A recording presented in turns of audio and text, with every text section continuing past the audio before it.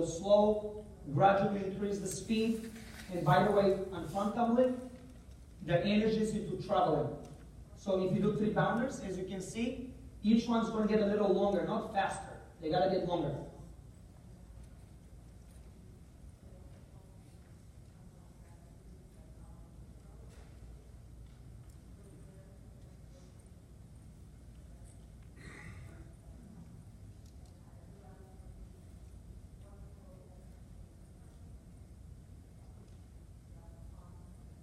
That's good.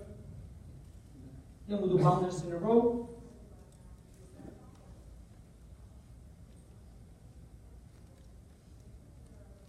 So that's pretty much what we need to get before we start front tumbling. So the next two will be front layout. So on the front layout, so let me get a couple steps backwards. I think people are aware more of back tumbling. Front tumbling, it's a little bit different for most of you. And it's an old style, but I'll talk about. So let's say I'm doing round up by handspring. What shape, I want to quiz everybody so you guys can go at the same time. What shape I finish round up? Hollow arch. Hollow. So since we talked about earlier, it's a shape change, right? We need to do shape change in order to keep the energy. So if I finish on a hollow, what should be my next shape? What's next? What's next? Exactly. Let's turn the direction. If I finish handspring and arch, what should be my next shape? What's next? What's next? So that's the concept. And I still see people start from a handspring, finish an arch, they continue with the heels up doing another arch. You already break the shape change. There is no power. So let's talk about this. If this is my arch, and I go with my heels, where is center of mass? Low or high? That's why most of you level 8 and 9s, they get it level to here. The next thing they have to fight. Versus, where's the center of mass now? That's why when you flip over axis, there is no way you go over a bar like this. Right? So use this kind of to see what's happening. So the arch is not unnecessary in a front layout unless you do 2 layouts. Just like a back width. The hollow is not necessary if I do just one thing. So my connection on front tumbling is the arch. My connection on back tumbling is the hollow. Pretty easy, right? So we need to stay away from driving the heels first. In gymnastics, actually that's everywhere in gymnastics, bars are the same. The skill always begins from the farthest point of the support. So if I'm on tumbling, I'm on my feet, I move from my arms back and forth. If I'm on bars, I move from my feet. Very, very simple, guys. So the next thing I want to talk about are position. And again, we see a lot of, again, talking about the elite world is a little bit different, guys. You're going to see that's because the material is a little bit better, and we're trying to get higher level skills. Again, you can be a great JO up to level 10, go to college without having great technique. Just have a basic concept, you're pretty strong. Now, every time when your arms jump and you come to the body, as you see, the body rotates fast, but it stays in one place. So what the arms do in gymnastics, they give you the trouble, right? So I see coaches teaching from here, they're pretty good, but they make the arms do circle. Making this, and making the body shorter by bringing arms here, it's going to flip faster, but it doesn't move out. So the correct way is,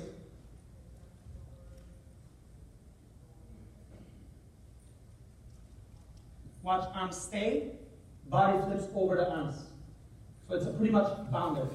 So in gymnastics, when you want to think about skipping rocks on a leg. If I throw a rock up, I never see it. If I go low and flat, I can do more skips. So this is what the arm's purpose on front tumbling is, directions. Actually, back tumbling is the same thing. The legs give you the rotation, the arms give you the direction. Right? People say, oh, you're not going high because your arms are not going up. I can do this all day long and I'm still not going to go up. I go up if I push down. But my arms dictate the direction of the skill.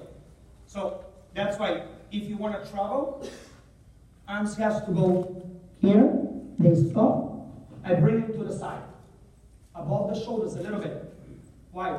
I make my body from tall to short, but if my arms are here, I can use them for the next skill. Arms here, can't do it, there's no time. So that's why, guys, I feel those are, and next time when you go home, watch your kids. Do they bring arms? I mean, it's pretty obvious. I mean, I know this, I know with my kids, right?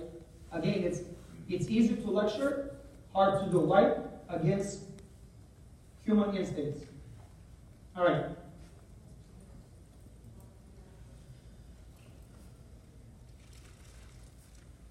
So I'll go maybe quickly the proper way of teaching at least the level before we start testing.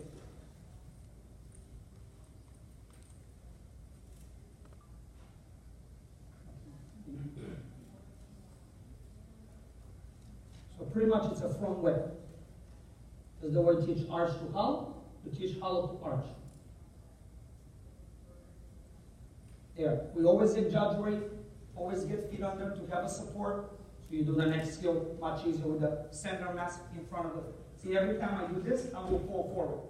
Every time I'm here, I'll fall backwards, right? Proper way of, moving it. Okay.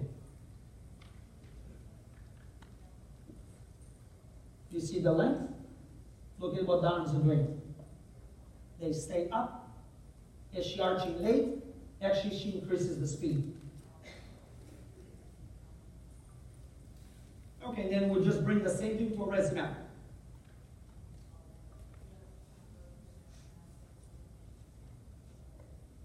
Start with the dive roll, then we're going to go bounder. That's probably the best way to teach kids spring layout. Please keep in mind, you don't want a high resin. You want to maybe the 2 8-inch mats, or some gyms have a small resin 24-inch. Because you don't want the kids to go in there. I want the kids to go there. So the lower, the better. Now step 3, pretty much roll over. Let the arms go there and just let the body flip over. I like the resin because it gives a visual. So the kids got to jump over, they got to travel. In order to me to travel, I got to push back to go forward. So that's why I know that we're stuck to go high, because that's what gets rewarded in JO program. In the elite world, that does not get rewarded. You cannot do 2 skills connected going high. First one has to go long, second has to go high. Think about how we teach round the back handspring, back up. You don't do high back handspring. You go to round the flow back handspring, so your last skill goes up. So that's pretty much why even the level 5, we have a front touch stick, but every time when you stick again, they start here. Teach a long flip. There's nothing wrong, guys. I know they might not get the best score, but they're going to have a longer future versus just trying to. One thing I think, I'll use my friend Neil Resnick. I mean, his words, but as a coach, if all you're teaching is